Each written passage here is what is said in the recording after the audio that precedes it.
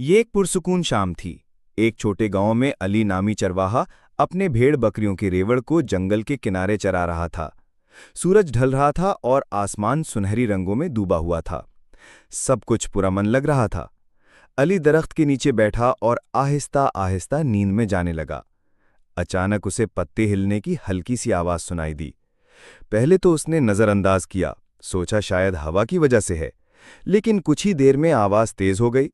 जब अली ने आंखें खोलीं तो वो हैरान रह गया।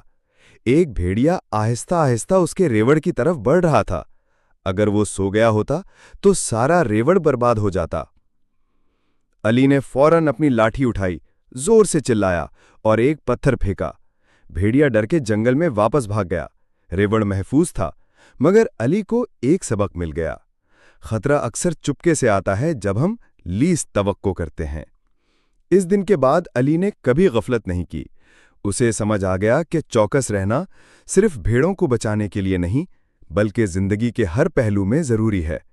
हादसात से बचने, सही फैसले करने और नुकसान से बचने के लिए होशियारी सबसे बड़ी ढाल है।